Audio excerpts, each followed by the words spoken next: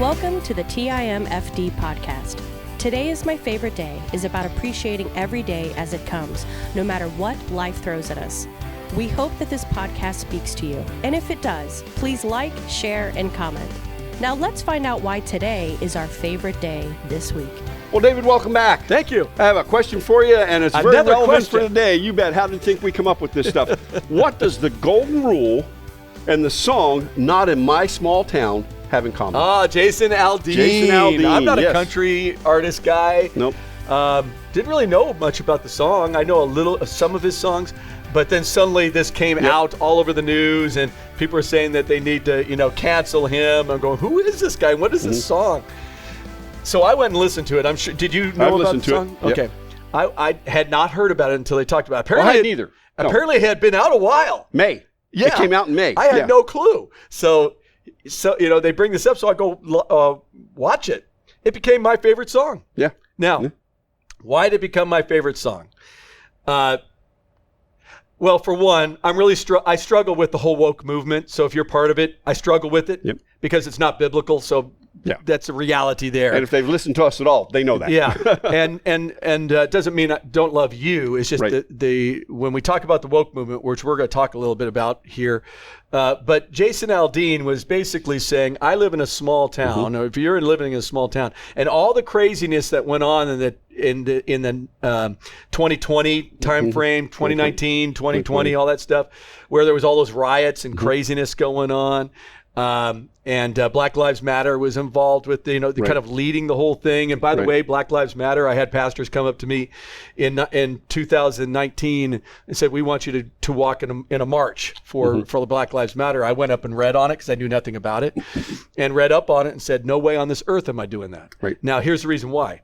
Anti-Christian, anti-anything we stand for. Right. And I wasn't going to be joining in with that. And some pastors got upset with me. Well, I think that's what a lot of people do. They don't research and look at what they're getting. Yeah, they caught up in the emotion of it. And I got the emotion. I got the idea. A man was killed. George Floyd. And people were upset about that, and rightly so. I get it. But to just start destroying everything and no. And that's the idea of not in my small town. Right. And by the way, Black Lives Matter, a lot of the people that are in that video, because he does show a lot of the stuff from the riots that went on at the time. Did you notice a lot of them were 20-something white males? Yeah. I thought it was really interesting. Yeah. And so and he was showing that on the video. So the movement itself at first was, hey, we matter, right? Then it became really I think a racist group who are basically saying Black lives are the only thing that matters, which is not right. And every life matters. Yes. All colors matter. Everyone matters because all of us are created in the image of God. So Aldean was talking about, you go out, I think the beginning of the song says, sucker punch a guy on the street, steal an old lady's car, hijack her car. Right, spit in a police officer's face. Spit in a police officer's face. And the other one was point a gun at a liquor store owner. Right. Which these are all different types of people. Right. And all colors that were getting attacked and beaten up by and taken from. And he goes, but not in my small town. You're not doing that here. Right. So I got the idea, not in my small town, but I grew up in the big city. I grew up in the San Francisco, San Jose area, and really grew up mostly in San Jose, the big city. And in my neighborhood, there's no way anybody would get away with that kind of stuff. Right. The dads worked together. The parents worked together. And we couldn't get away with stuff. Yeah. I mean, it just really was a case. And a lot of them were people that went to church, people who understood that there was a God in charge of this whole thing. Well, and that's where you came right back to the whole thought process that we asked here, the golden rule. And when you have good, godly people who are running the neighborhood, so to speak, I mean, and we've talked about it before we started here. And I grew up less than 20 minutes from Center City, Philadelphia, there we go. In suburbia. Yeah. Okay. But there's no way. Our town was 1 square mile, and I guarantee you that they just stood back to back and protected each other. Yeah. Yeah. And so. And that was an interesting thing because I grew up in a kind of a group where there's a lot of Japanese, Chinese, Hispanic people in our community. So there was a lot, kind of a melting pot of people, and that was the case. We're gonna protect each other, and that was even in a large city, which is kind of interesting. But let's go back to the golden rule, Matthew 7:12. I just want to read it. It says, "So in everything, do to others what you would have them do to you, for this sums up the law and the prophets." The law and the prophets in the scripture, it says that the greatest commandment is to love God. Second greatest part of the greatest commandment is to love others. So when we love God and love others, then the way we want to be treated is in that kind of mindset. We want to love people. So when I looked at the song, I looked at the video. I wanted to watch the video. I could see where some people would go, ooh, what's going on here? Especially if God isn't in the picture. Yes. Because now you're saying, not in my small town, we'll take you out, kind of a deal. Right. And I could see how people would kind of go, whoa, on that. But if it's said, and not in my small town, we honor God, we honor our parents, and we are going to be respectful to authority. And that's what I got from the song. We honor God. We honor our parents. We're respectful to authority. And so we're going to stand together. We're not going to have that happen. And it shouldn't happen in the big cities. And that's the thing here. Something is going on in certain cities, certain large cities that are, let's face it, more God is kind of out of the picture. A lot of liberation theology, that kind of thing out there. A lot more of a liberal point of view, politically, but also a liberal point of view biblically. And I don't. When I say liberal point of view, I'm talking non-Christian point of view. Honestly, it's not biblical. So you have that going on with the premise that we are there may be Christian churches there, but some of them are. They're not standing on the Word of God at all. No. So.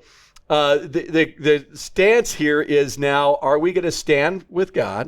Do we believe his word is the word of God? If we do, are we going to love God?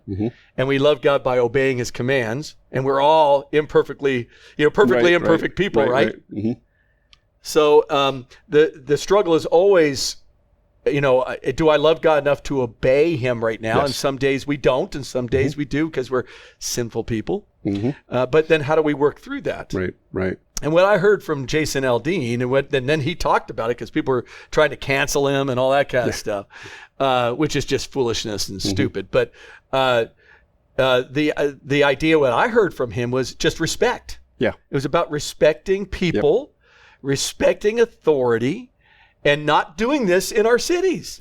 And honestly, pastors in downtown cities, in these, what I would call the ones that had a lot of riots going on in them, they need to start standing up.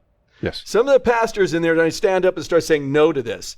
And you got to be able to sometimes say no to other pastors who are not going biblically. When I was asked to join in with the Black Lives Movement, and I actually had some other pastors come and get me, and we had a meeting with 4 of us, 2 black, 2 white. They called me and said, we want to talk. So we were talking. And it was all about the Black Lives Matter thing. And I went, guys, do you even know where they stand? Let's go to it. And all 3 of them were just so caught up in the emotions, they didn't want to look at that. Then when I said, here's a group that wants abortions to take place. They want the family to be destroyed. They want homosexuality to be something that's okay, or sex outside of marriage okay, or porn okay, all that kind of junk. And so we had to have some conversations. And one of the conversations is said, guys, almost 75% of all black births out of black families are coming outside of marriage. No, that can't be the case. So I went to the CDC and showed them, and they still didn't want to talk about that. And I said, why aren't you going to talk about this kind of stuff? If we're going to talk about justice, let's talk about justice from the womb to the grave. All of it, not just on the police thing. We got to deal with that. You have corrupt police, deal with them. But don't spit on everybody else. That's doing their job. The thing that I brought to them is that we're going to agree to disagree here, I guess, because I don't see it, guys. I don't see it. That does not make me a racist. No. Matter of fact, I think you may want to look at yourself. I actually brought up to one of the gentlemen and just said, he said, I don't believe that black people can be racist. That's what one of the guys said. Well, I said, well, non-biblical for one, because all sin and fall short of the glory of God. And by the way, I've ran into a lot of racist people in all different groups of people. It doesn't matter the color. No, it matters about the heart. Yes. So Aldean is speaking on a subject that should be important to every group of people in this nation and around the world. Yeah. We need to love God. We need to love each other. We need to respect each other. And we need to stand up for each other when things are going wrong. Like what happened with George Floyd. There's other circumstances going on there, but still, the guy shouldn't have had that happen to him. Okay? But to riot and destroy cities around the country for this, and you'll have I had a couple of guys, the pastors are with me saying, well, you don't know what it's like. And I go, well, I get that. You don't know what it's like to be in my shoes either. Right. When's the first, and I brought up to both of them, to the guys, I just said, when's the first white guy you actually met? Yeah. You know, and both of them told me not until they got to college. I just started laughing. I go, you only have one perspective, man. At least I have more than that. Right. You know what I mean? Right. So, and my town, my area did back us up and did say no. And we were respectful of authority. I remember one gentleman saying, well, you know, you don't know what it's like to be driving outside at night and being black. And I go, you're right. You don't know what it's like to drive out at night and being a young white guy with long hair. And he goes, what do you mean? I go, my dad said I needed to, if a police officer pulled me over, he goes, if you're going to wear that long hair, if you're going to have that long hair like that and be this beach bum, you know, kind of thing, then you better be ready. That if a police officer pulls you over, your hands better be on that steering wheel, and you better say yes, sir, no, sir, or yes, ma'am, and no, ma'am. And if you don't, that's on you. And I went, wow, okay. Yeah, we were taught that. Yes, because you could get shot. Yeah, it didn't matter. If you were disrespectful to a police officer back then, it could be Billy Club. But you also, but you could get shot, you get arrested. I mean, all this kind of stuff can happen. So you respect the authority, even if you think the person is wrong. I got pulled over, guys, one time for going 15 in a 5 mile per hour zone. Oh, no. I was so ticked when that happened. And I had my hands on the steering wheel. I was now in my early 30s. And I just sat there and went, are you kidding me? And, you know, he came over, I rolled down the window. He said, do you want my license and registration? Yes. Okay. It's in my glove compartment. I'm going to pull that out. And it said, you can see, gave it to him and put my hands back up there just out of habit. And he goes, do you know how fast you're going? I go, no, but I was in a 5 mile per hour zone that I didn't even know about. And he goes, you're going 15. I go, I just looked at him and said, you know what? You're the guy in authority. Yep. If you feel like you need to give me a ticket, give me a ticket. And he gave me a ticket. Oh, my goodness. I had to go to driving school. Oh. And I go to driving school, and I get in there. It's just funny. I get into driving school, and they know how fast you were, where you're going before you get in there. Yeah. And he gets everybody to tell them what they did. You know, I was going 75 in a 35 mile per hour zone, all this stuff. And finally, the guy goes, Mr. Towner, I'm with you. I was going 15 in a 5 mile per hour zone. The whole place just erupted laughing. And I didn't want to, get fined, so I took the class. Do I hate every police officer because that happened? No, not at all. Do I think that every police officer is a jerk like that guy was? Because he was. No, because I got pulled over again 20 years later. And when I rolled down the window, he goes, "Do you know how fast you're going?" Yeah, I was going 45 in a 35 mile per zone. I mean, look, the minute I heard your siren, I looked down and went, I deserve a ticket. And I said, I deserve a ticket. And he goes, wow, you know what? Thank you for saying that. And he goes, have a good day.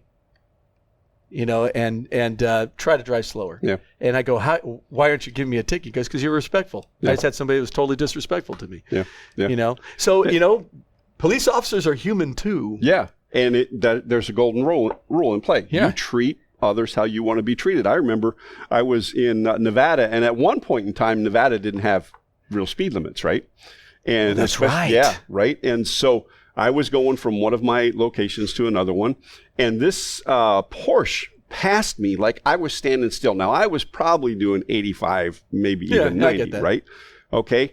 And there's nobody behind me. At least I think. I think the highway patrolman. I think she came out of my trunk.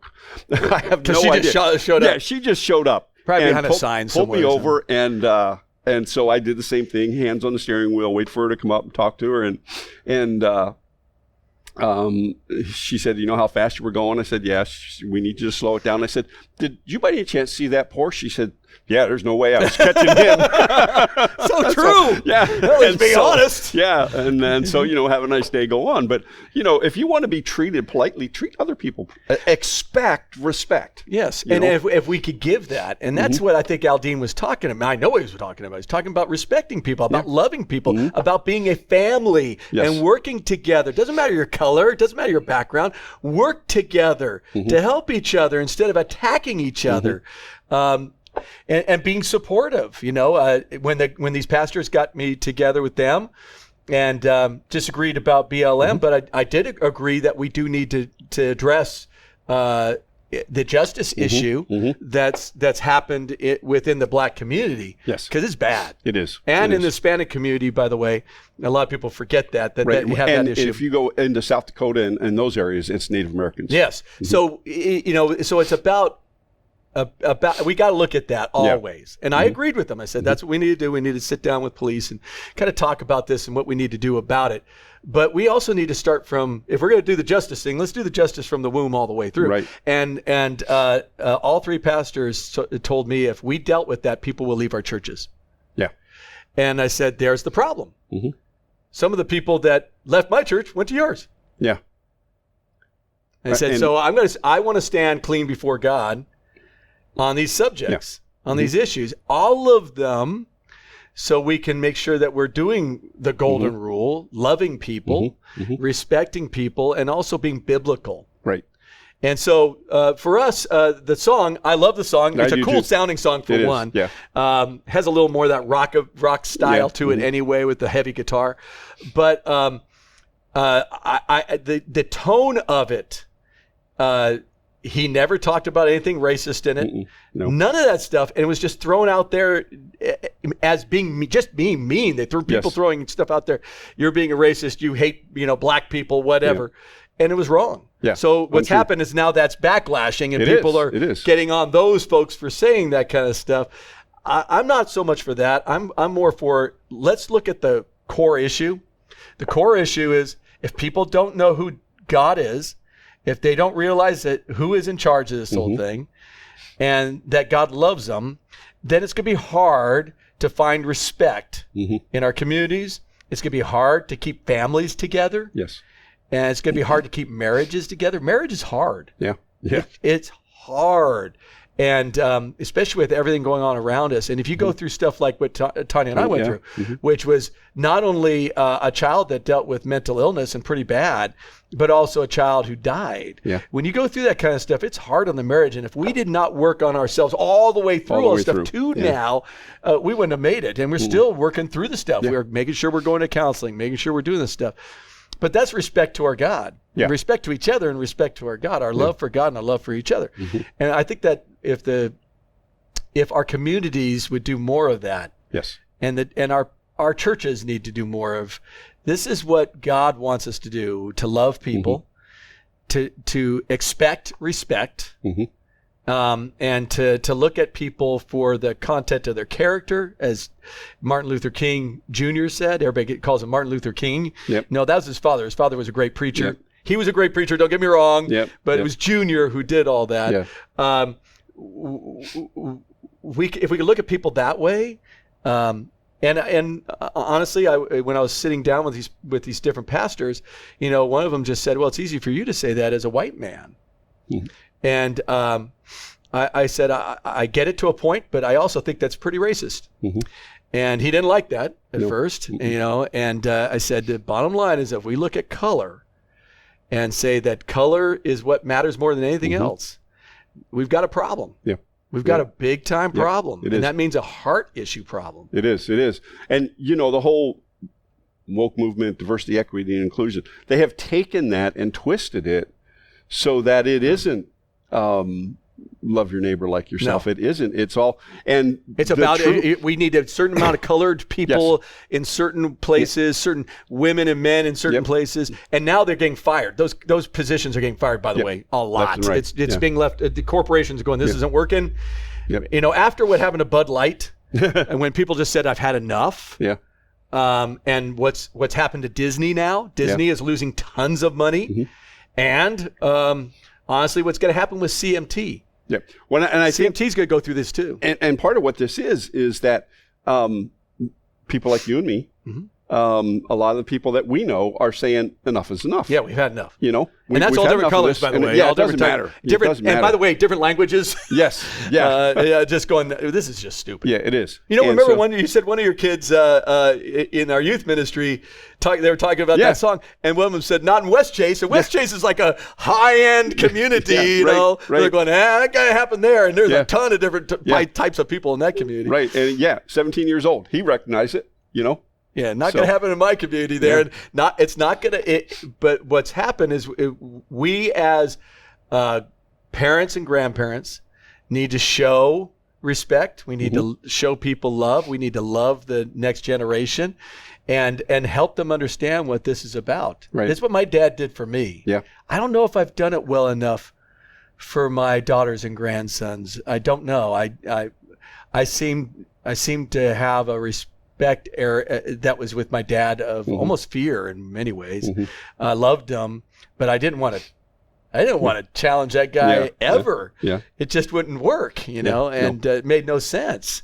And my mom, when she would say, I'm disappointed, I mean, I'd rather have her beat me than that. Yeah, absolutely. And so there was something about the love and respect to parents that maybe we have forgotten a bit or lost a little bit. And our job is not to come in and do the opposite of not in my small town and just be mean people and go, not in my small town, without God's love, without God's respect. I'm just going to get rid of you, kind of. That goes wrong against what I think Jason Aldean was talking about. I do too. And I think we would encourage you to listen to the song with an open mind. Go in there and just like we talked about, do unto others as you'd have them do unto you. Listen to the song and make your own judgments. And I think most people, if they do that, would probably agree with us.